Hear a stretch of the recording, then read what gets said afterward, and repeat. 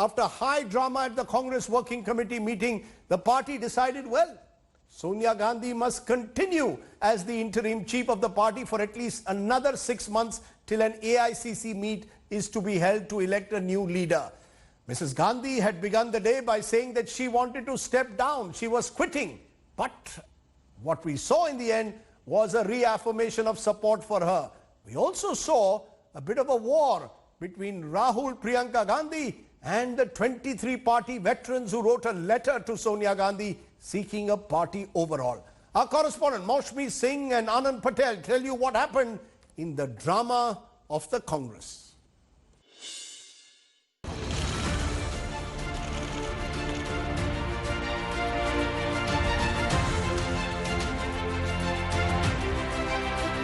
A letter from 23 veterans to Sonia Gandhi alleging the party is now directionless. A stormy CWC meet. But the end result along expected lines. Sonia Gandhi stays party's interim president for 6 more months. The meeting of the party's highest decision-making body followed a time and tested script, with leader after leader imploring either Sonia to continue as party chief or urging Rahul to take over. The meet itself saw barbs fly thick and fast. Sources tell India Today Rahul Gandhi questioned the timing of the letter, saying it was written when the party was battling the crisis in Rajasthan and when her mother Sonia was unwell. One comment attributed to Rahul and carried by the media created a flutter. He was reported to have said that the group of 23 that wrote the controversial letter had colluded with the BJP. Kapil Sibal, one of the signatories, hit back on Twitter. News also emerged that Ghulam Nabi Azad had offered to resign if charges that they were working with BJP are proven. That is when the Congress got into damage control, the party officially saying Rahul made no such comments. Sibal soon withdrew his tweet. Azad also took a U-turn, saying his offer to resign was in reaction to allegations by other party leaders and that Rahul never made that accusation. While the virtual meet was on, a group of party men assembled outside party headquarters to show solidarity with the Gandhis. One leader wrote a letter in blood. In the end, Sonia agreed to continue. She apparently said she was hurt, but called the dissenters her colleagues with whom all should work together. Congress President clearly said, we are a large family. We have differences and different views on many occasions. But in the end, we come together as one. So after the day-long high drama in the CWC, the Congress party factions seem to have resigned to the fact that only a Gandhi can hold the party together. But the concerns flagged by the dissidents have come in as a reality check for the Gandhis and a wake-up call for the party, as the road ahead is certainly a bumpy one. With camera person Vakar, this is Anand Patel in New Delhi for India Today. And let's go straight to our first newsmaker who was present at that working committee meeting, senior Congress leader and former Finance and Home Minister P. Chidambaram. Appreciate your joining us, Mr. Chidambaram. There will be those who say today that in the Congress party, the more the things remain change, the more they remain the same. Sonia Gandhi offers to withdraw, says she is resigning in the morning. By evening, your party has a chorus, Sonia must stay, and she stays on for 6 months. What does this say, sir, about your party? Is it that your party simply cannot look beyond the Gandhis?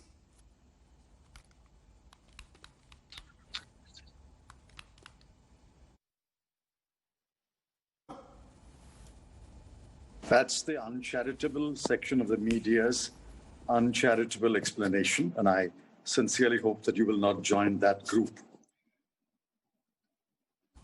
We have looked at the matter, we have found a way out, and we have laid out a schedule for ourselves that we will hold an AICC session as early as possible. But for the pandemic, the AICC session could have been held earlier. Did you or I or anyone anticipate a pandemic and a pandemic consuming most part of a calendar year? So I think give us a break. And I think we have resolved that we will elect a regular president in the next few months. You know, Mr. Chidambaram, it is not for me to give the Congress party a break. It is for the Congress party to give itself a break. The fact is you've had an interim chief in Sonia Gandhi for over a year now. Some of the issues that have been raised in a letter sent by 23 colleagues, many of them very senior leaders, you know, go beyond just Sonia Gandhi. They go to the way your party is functioning. It's not the media who has raised these issues. Your own party is raising them. So please ask your own party to give yourself a break. Please understand that there were some extraordinary events after she was elected as interim president. I was one of those who was impatient that an AICC session should be held. But then there was the monsoon session of Parliament. And after the monsoon session of Parliament, her health was indifferent. And then we had the pandemic. The pandemic has consumed from March to now August, and we don't know how many more months. But for the pandemic, I'm absolutely certain in my mind, a number of us would have pushed, and Mrs. Gandhi herself would have pushed for holding an AICC session sometime in April or May. The fact, Mr. Chidambaram, though, is the letter written by your colleagues went well beyond Sonia Gandhi, the individual, and in fact, her leadership. What they were really asking for is a complete organizational reform. They are questioning the manner in which your party functions. They are asking for an election. They are calling for a new style of leadership, not the kind of invisible and inaccessible leadership that Sonia, or dare I say Rahul, is accused at times of giving the party. That's what they're raising, very fundamental issues. Are you not willing to grapple with them? That's completely unfair to say that Mrs. Gandhi is invisible or Mr. Gandhi is invisible. The media can make anyone invisible if the media wants to. Mr. Gandhi is visible every day, active every day. In fact, some of you accuse him of being hyperactive. Mrs. Gandhi is not seen in public because of the pandemic and because of her health concerns. You don't see me in public as much as you would have if there was no pandemic. The issues that have been raised by my friends and colleagues are issues that have been there with the party, and the party will try to do better. I share some of those concerns. And in fact, Mrs. Gandhi today, in her closing remarks, acknowledged that there are weaknesses in the party, and those weaknesses must be addressed.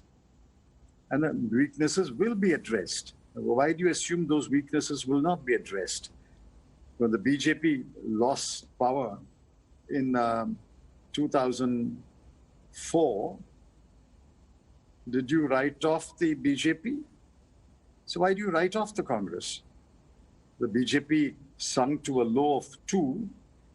Did you write off the BJP? The Congress sunk to a very low immediately after emergency, but did we not bounce back? But don't be so quick to write off the Congress. I know it's a hobby of some sections of the media, but as I said, I don't expect you to join that section, and I know you won't. Mr. Chidambaram, with due regard, I am not writing off anyone. Who am I to write off your party? The fact is that there is a group within your party, or there is a sense today that the opposition is unable to take on the Modi-Shah combine. The Congress is the largest opposition party. It needs to show the gumption to take on the Modi-Shah combine, or dare I say the BJP. Democracy needs a strong and vibrant opposition, which the Congress is unable to provide at the moment. I'm glad you're asking this question. Of all the political parties in India, other than the BJP, the one party which is playing the role of opposition every day is the Congress party. Show me any other party which is as vigorously and as vociferously addressing the issues and opposing the Congress. Only the Congress party. Every day, practically every day, Mr. Gandhi tweets, gives interviews. I write a column in 11 languages. I tweet, I give interviews.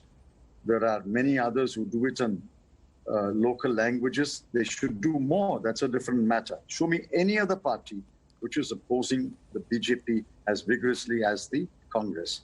But remember, the media, the overwhelming section of the media is singing the praise of the BJP. Instead of being the media and questioning the BJP, you are questioning the Congress party. A very small section of the media is giving us space and time. If the media was neutral in this country, if the media was completely uninfluenced by the BJP or unintimidated by the BJP, you would have found that the Congress's role as opposition is much larger than what it seems to be. We can have a separate debate on how much the media is the voice of the opposition. Mr. Chidambaram, why are you blaming the media for, at one level, what is a crisis of your own making? I'm not. I'm holding a mirror. Holding a mirror. You're holding a mirror to us. You're welcome to hold a mirror to the media. You have every right to do that. But let's be clear. You have suffered two big Lok Sabha defeats, 2014, 2019, 44 seats, 52 seats. Have you at any stage within your party had a serious introspection or a serious look at what has gone wrong? Have there been those serious debates after two such big Lok Sabha defeats? We have had debates, but whether you call it serious or not is your point of view. We've had debates, we've had discussions, we have tried to invent mechanisms. Some have succeeded, some have not succeeded. When we held a Bharat Bachao rally, it's a huge success. Even during the pandemic, we held a nationwide protest. It was a huge success, but some have not been so successful. See, the pandemic has thrown a spanner in the works. But for the pandemic, and if we had a more vigorous opposing media, the Congress's role would certainly look much larger than what it looks today. You can't deny that, Rajdeep.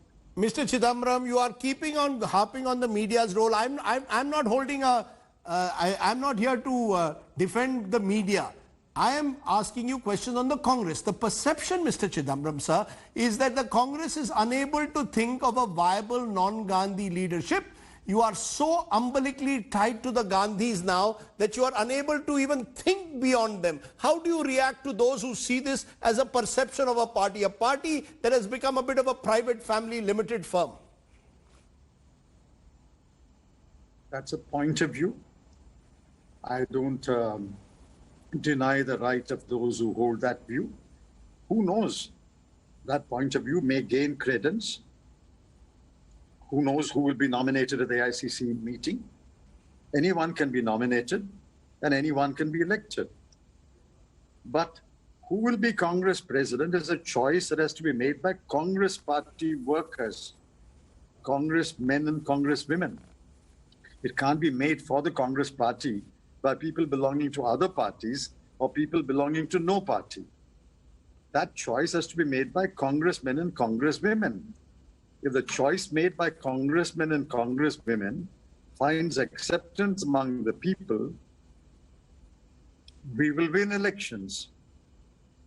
I mean, you can't deny that fundamental right of the Congress party to choose its leader. Mr. Chidambaram, your party has the right to choose its leader. I'm just asking a simple question that is often asked. Is the top post within your party now reserved exclusively for the Gandhis? Who said? Did the Gandhis say that? The Gandhis say that? Did the Gandhis say that? Did anyone offer to contest an election? I think this kind of fixation on this one post and one family and one election is completely wrong. Look at the overall performance of the Congress. I always point out, some of my colleagues don't notice it. At the height of Mr. Modi's power, when he's dominating the whole of North India, at the height of his power, we won 3 elections in the Hindi-speaking area. We lost a government, that's a different matter, thanks to manipulation by the BJP. We won 3 elections in Hindi-speaking states. So why assume that we cannot win an election in a Hindi-speaking state? Please pause and reflect on the statement I made. 3 elections in the Hindi-speaking region was won by the Congress against the formidable political machinery of the BJP. Sir, you will focus on the 3 elections you've won. I will focus on the 2 general elections you've lost. This can go on and on. I want to ask you a simple question. Today you're saying there will be an AICC session which will take place within 6 months where a new leadership will be elected. Now, we've heard this before, and there's a sense that in all these sessions it's all very orchestrated. It's not really elections, it's nomination. At the end of the day, it could be either Rahul Gandhi if he's agreeable, and if he's not ready, then you'll turn to Sonia. And if Sonia Gandhi says enough is enough, then maybe a Priyanka Gandhi Vadra. This is the perception.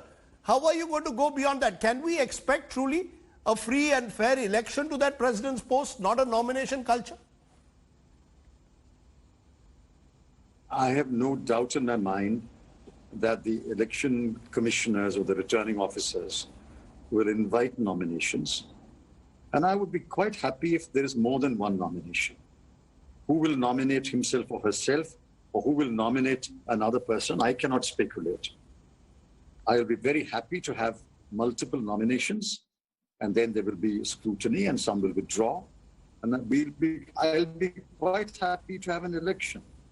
But whoever is elected at the ICC will be accepted by everyone in the party. I can turn around and say, when Mr. Rajnath Singh stepped down, Mr. Amit Shah was elected in a contested election. And Mr. Amit Shah's term came to an end, was Mr. J.P. Nadda elected in a contested election. I mean, we can argue this until the cows come home. The point is, there will be an AICC session, there will be elections, there will be nominations. Whoever is elected will be accepted by the Congress people. You know, let me sum up what I said in a tweet yesterday, Mr. Chidambaram, half in jest. Sonia Gandhi tired but not retired. Rahul Gandhi out but still in and calling the shots. Priyanka Gandhi in but still out because she's not tested. Does that really capture, in a sense, the Congress as it stands today? How would you react to that? I can say you are very clever, but not necessarily accurate. I compliment you for your cleverness. No, Mr. Chidambaram, the truth is, even today, Sonia Gandhi seemed to suggest she doesn't want to continue. Rahul Gandhi is reluctant to return, has almost said, no, I will not return, not yet at least. To that extent, do you accept that there is a leadership vacuum at the moment in your party? Who said? Did the Gandhi say that? Did the Gandhi say that? Did the Gandhi say that? Did anyone offer to contest an election? I think this kind of fixation on this one post and one family and one election is completely wrong. Look at the overall performance of the Congress. I always point out, some of my colleagues don't notice it. At the height of Mr. Modi's power, when he's dominating the whole of North India, at the height of his power, we won 3 elections in the Hindi-speaking area. We lost a government, that's a different matter, thanks to manipulation by the BJP. We won 3 elections in Hindi-speaking states. So I assume that we cannot. Completely wrong. It's completely wrong. We have to have an election. Even on August 10, 2019, the decision was that Mrs. Gandhi will be interim president until we call an AICC and hold election for a regular president. That decision has been reiterated today. The time between last August and this August was consumed almost entirely by the pandemic. You must allow for the pandemic factor. You don't allow for the pandemic factor as far as the Congress party is concerned. Sir, Mr. Chidambaram, I'm allowing for the pandemic factor. What I am unable to allow is the manner in which it appears at the moment that the Congress is at one level fixated on Rahul Gandhi in particular, that because he is unwilling to take back his resignation of last year, the seat is being kept warm for him till such time as he is ready. Am I right or wrong? That again, as I said, is an uncharitable conclusion. we have to hold an election. When an election is held, suppose Mr. Gandhi is nominated and he consents to be nominated. There will be an election if anyone contests, and I would welcome a contest. Did not Mr. Jitendra Prasada contest against Sonia Gandhi. Mrs. Gandhi? Did not Siddhartha Shankar Ray contest against Brahmananda Reddy? Did not the famous election in which Pattabhi Sitaramaiah was elected was a contested election? And therefore, contests can take place. You are jumping the gun. Let an AICC session be held. Let nominations be invited, and we will know who wants to contest. I invite you to join the Congress party and contest. No, I am not jumping the gun. Most people believe they can't take on the Gandhis in the Congress. They run the levers of power. They dictate, in a sense, the terms as to how an election is to take place. These are extreme conclusions. You don't know the vigorous debates we have one-on-one or in small groups. I have debated with Mr. Gandhi. I've debated with Mrs. Gandhi. They have never shut my voice. They have allowed a debate. See, don't judge the Congress. Congress party has been the most open, most democratic, most debating society in the history of political parties. Can you imagine can you show me any other party, except perhaps the Politburo of the Communist Party, where vigorous debates take place? Is a vigorous debate taking place in the BJP today? You know, the fact is that all this vigorous debate, Mr. Chidambaram, was of a Congress party of a different era. The Congress party today doesn't, it seems, want a debate. That is what your colleagues pointed out in their letter. They want a democratic dialogue. They want more discussion within your party fora. What happened today? What happened today? There was a debate. There was a debate for nearly 7 hours. 4 of those friends of mine who signed the letter were present and presented their point of view. They were heard patiently. Nobody shut them out. The others spoke, and eventually we adopted a unanimous statement. Is that the absence, that shows an absence of debate, or does it show a vigorous debate?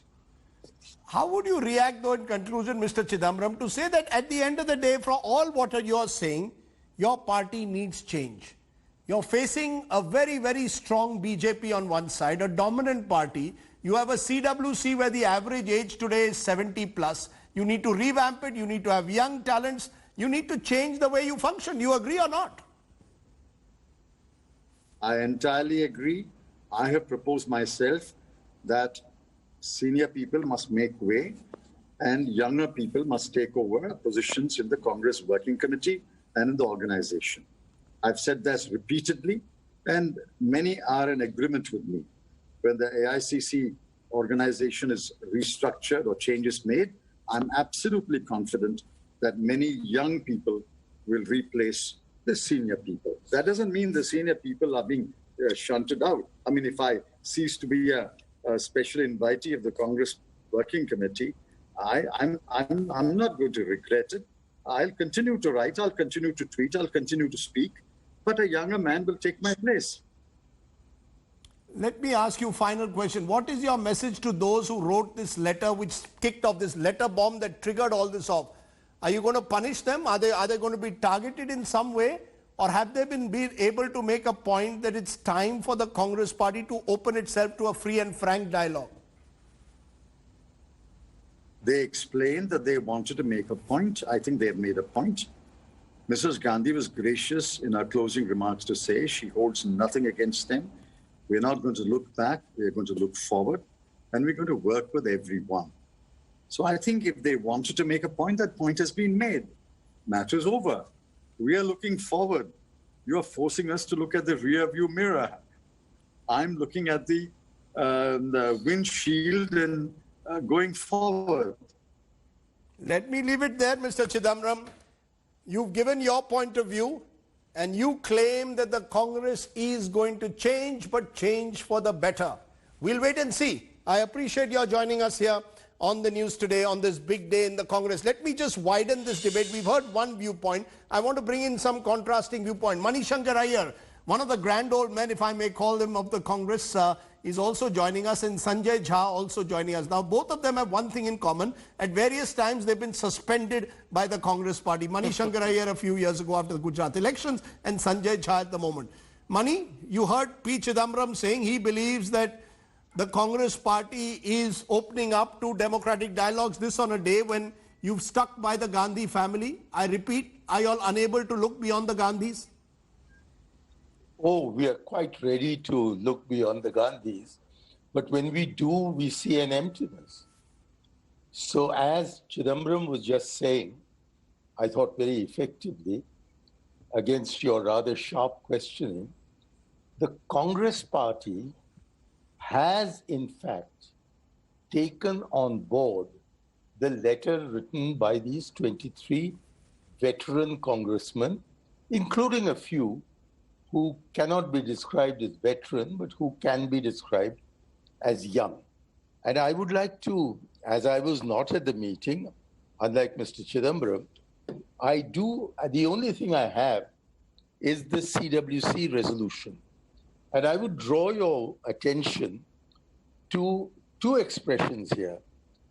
That the CWC has extensively deliberated on the letters. So the deliberation has taken place. And after detailed discussion, come to the following conclusions. So there has been no attempt at removing or suspending those who wrote the letter from even participation in the CWC, let alone the Congress party. They've also had, as Mr. Chidambaram said, 7 hours of discussion. They were not sitting there just praising the leader. They were defending their respective points of view, and probably very vigorously. And at the end of that, they came to a conclusion. That conclusion is set out in the resolution. And I do not think that because I was unfairly, and I stress that, unfairly and unjustly suspended from the party because Mr. Modi had twisted the words that I used. I think it was very unfair, very wrong, and nobody has apologized to me for it. Although amends have been made, I still maintain that it is for the party, not for either the media, and certainly not for the BJP, to determine who our leader should be, for better or for worse. That is a decision that we will take. Okay. You and made that your point. decision You made your point that it is for the Congress party to decide who their leadership should be. Sanjay Jha, respond to what you're hearing. The Congress has had 7 hours of vigorous debate, at the end of which, from an external observer, it looks like the more things change, the more they remain the same. But both Mr. Chidambaram and Manishankar Iyer seem to suggest the Congress party is alive and kicking.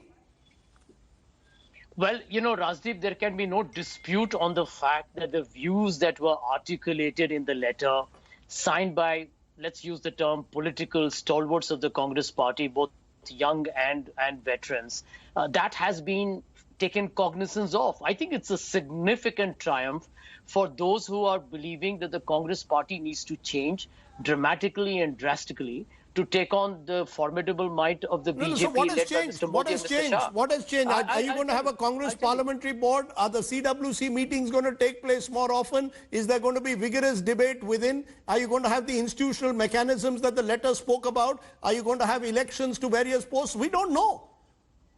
Well, all I can see is that you bought 6 months' time. Rajdeep, let me tell you two things here that are very, very crucial. Number one, the points that you mentioned about transparency and internal democracy, the process of having elections to Congress President, Congress Working Committee, Congress Parliamentary Committee. You have even a central election committee where historically we used to have elections for. These are now crucial points. If anybody was not aware of them, they are today, including you. And this is what the Congress party needs to restore if we are going to be a fighting fit unit to take on the BJP, because you need your people to be galvanized to take on the opposition. That's point number one. Point number two, even as far as the Congress leadership's role is concerned, if you look at the letter, it was fairly forceful, saying that you need a leader who is constantly around, is vigilant, is alert. So where is that leader? Sonia Gandhi is continuing, Mr. Jha. She's going to continue for another 6 months. But she's unwell and she's going to continue because you can't find anyone else. Well, let me give you an answer to that. I agree with you that actually the process of the AICC election that is going to happen now within the next 6 months ideally should have happened in the last 1 year. That cannot be denied. I do believe that Mr. Chidambaram, when he said that it's going to start now, must also acknowledge that this process should have been completed earlier. Having said that, let's look at the point here that in the next 6 months, the Congress party will have a new Congress president elected by a freshly elected AICC. Now, that is the INC constitution. And if we adhere to it in a steadfast manner going forward, the Congress party will go back to being what it should be. Okay. A very internally charged up, kinetic party that has a grassroots connect, and the leadership is responsible to each and every Congress worker, not to just to the people who live in Lutyens, Delhi. I think this is the change that we asked for. The process has begun, Rajdeep, and we are going to work on it from now on for the next 6 months to ensure it's delivered at the ground level. Let me therefore ask you, Manishankar Iyer, a final question. Am I right in being skeptical of this party? You've not held proper CWC elections for more than 2 decades. You've not looked beyond the Gandhi family with a brief interregnum of about 7 years of Narasimha Rao and Sitaram Kesri, going back to 50 years. Are we really going to see some kind of a change? Are we going to see vigorous organizational elections held in this party at all? Or do you believe that the Congress party is at one level incapable of changing fundamentally? I don't see why we should change fundamentally. In fact, I think we should become more fundamental. I think we should go back to the first principles. And I hope that as a result of today's CWC meeting, which is the first in-depth, detailed discussion, also an extensive discussion on both the letters with no reprimand being inflicted upon the writers, and with a promise that the Congress president will look into such organizational changes as she deems fit. And although I don't see the 6-month deadline for having an AICC session in the resolution, I'll take Mr. Chidambaram's word for it, and we'll see at that AICC session. Okay. But I've always maintained, on the few occasions that you have called me on this program, that the answer does not lie, and the problem does not lie in our leadership. It lies in getting the Congress back to the first principles of its ideology. And if this is an opportunity that the leaders of the party have had to speak, I'm so glad there's a reference to party fora. These have not existed adequately in the past, which is why many of us, including me, have had to express our opinions outside the party. And if we are provided this fora within the next 6 months, well and good. But I hope that even if we are not, that one of the decisions taken at the AICC will be to provide fora, not just for leaders like, the members of the CWC, but also for ordinary party workers like myself, who have not been able to have their voice sounded in the party for the last several years. I'm not talking about months. Let's leave it there, Manishankar Iyer. That opportunity, but I want to emphasize, because you brought it up at the start, that while I was suspended, it was more than a year and a half ago, nearly 2 years ago, that I was restored to membership of the party. I take that point. The fact though is, I still need to see whether you can really speak out in the Congress party and have those fora where you can have that free and frank dialogue. We need a strong, robust opposition. I hope we get those. Well, touche is all I can say. Sanjay Jha, Manishankar Iyer, thanks very much for joining us. That's been our big focus on the 9 o'clock news. When we return, I'm turning to our Get Real India ground report.